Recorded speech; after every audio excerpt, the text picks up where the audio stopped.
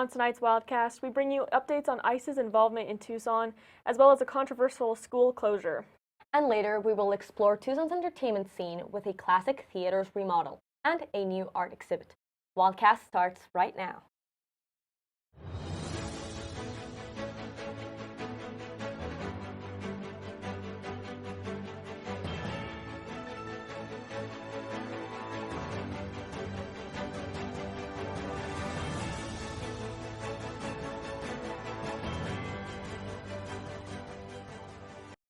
Good evening, and thank you so much for joining us. I'm Avery Klein. And I am Joy Bernal Alonso.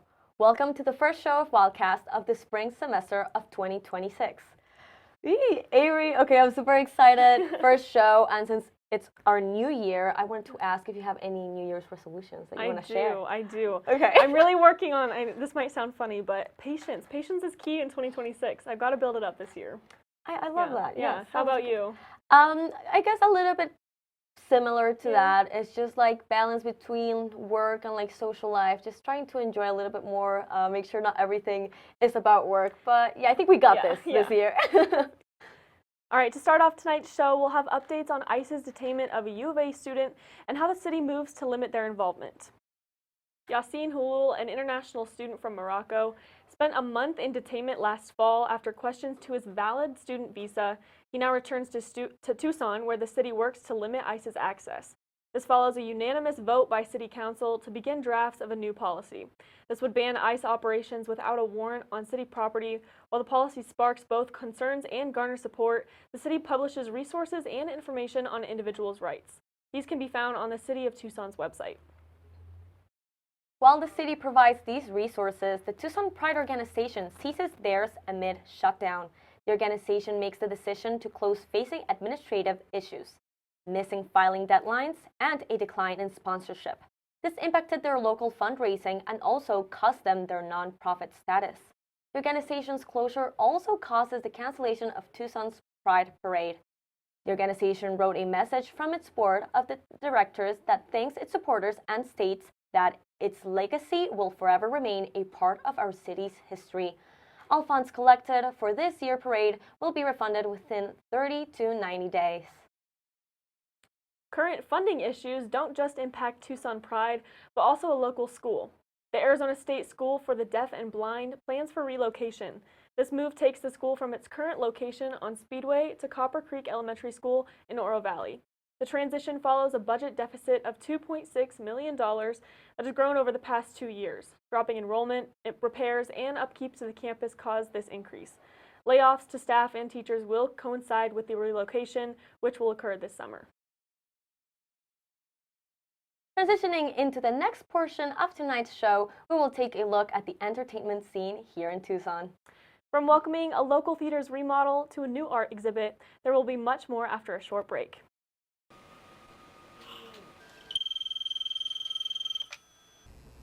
I'll be right there.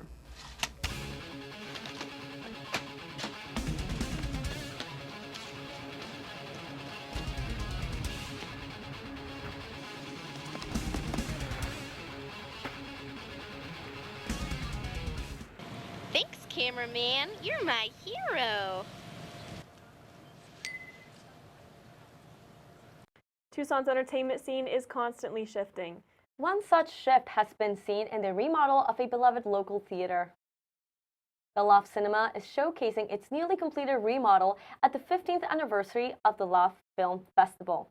While much of the space has been transformed, fans can rest easy as the iconic lofted theater remains untouched, preserving the classic Loft experience. WTV3's Rachel Keatsman has more information on this event.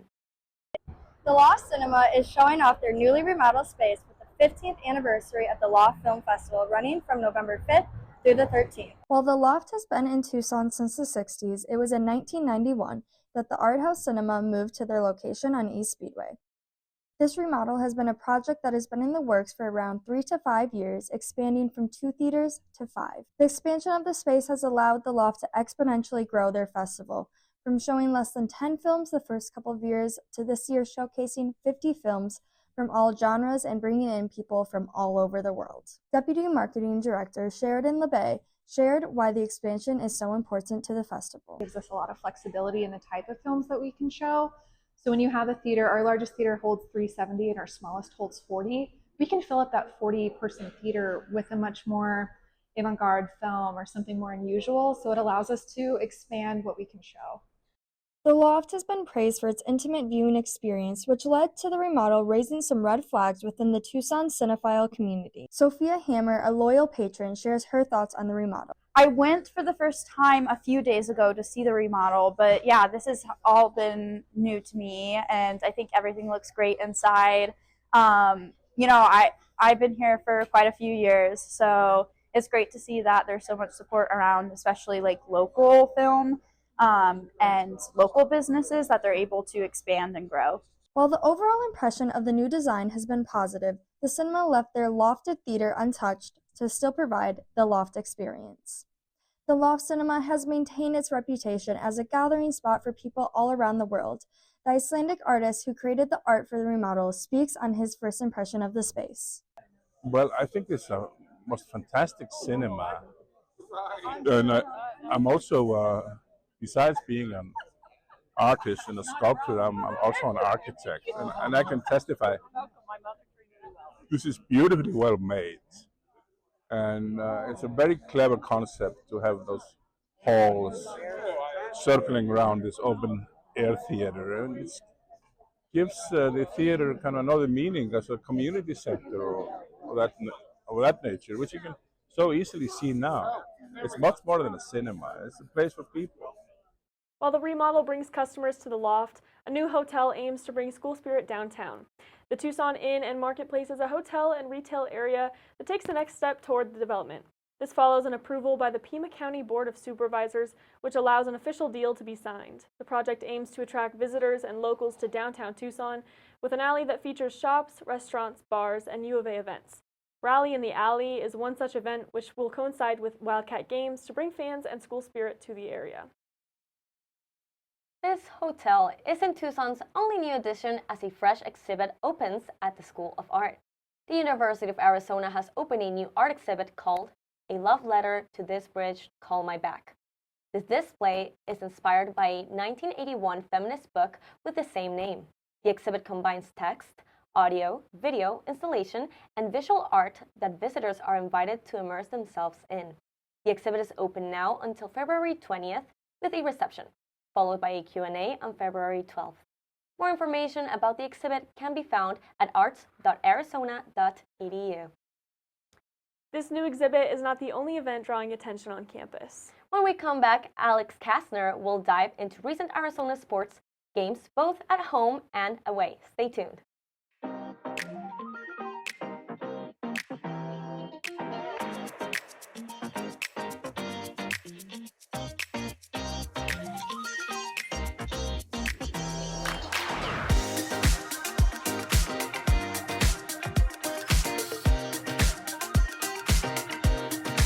Welcome back, everybody. My name is Alex Kastner. Let's take a look at all the sports played this last week on today's episode of Wildcast.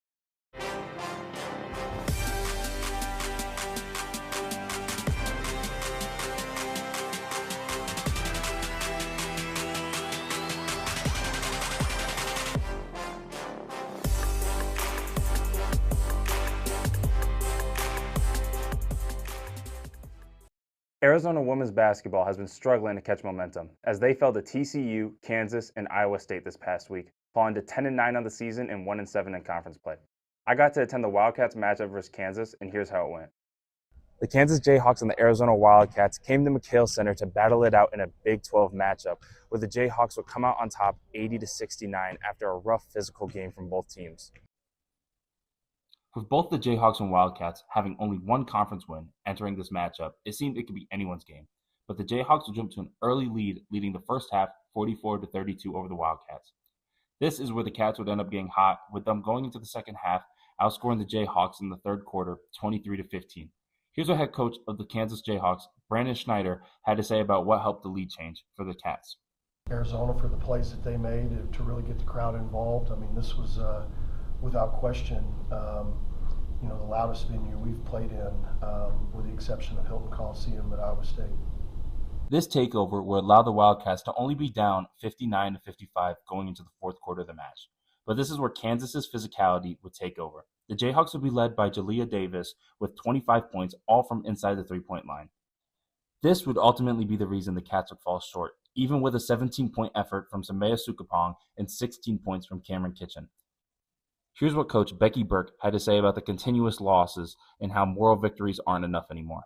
I'm frustrated. I don't like losing. I hate losing. I can't stomach it, and we're continuing to do that right now. Not being able to find a way to pull these wins out that I feel like are within our grasp and within our fingertips. And this loss made the Cats fall to 10-8 on the season and 1-6 in conference play. The Cats will come back home to face Oklahoma State after 2 road Big 12 games against Iowa State and Arizona State. For UATV3, I'm Alex Kastner.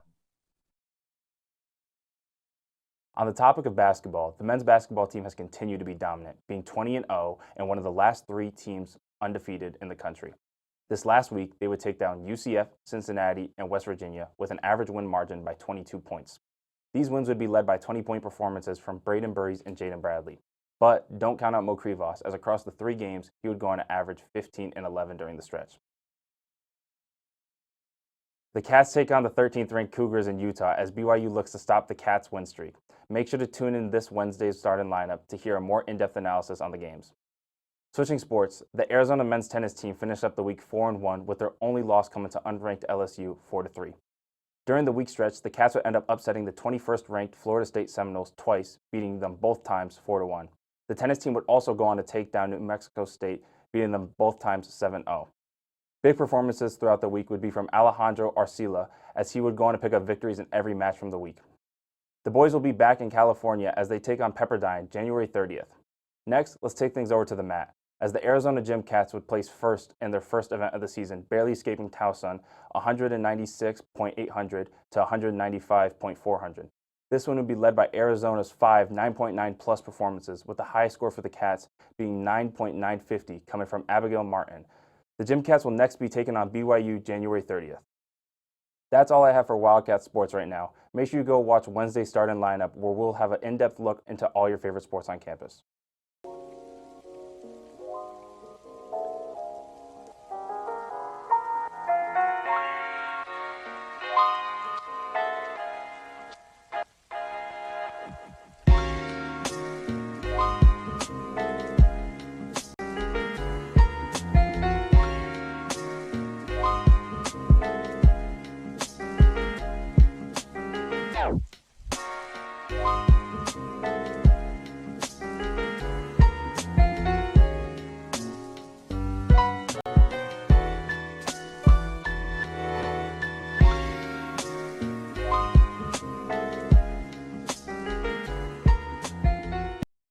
That is all we have for you on tonight's show.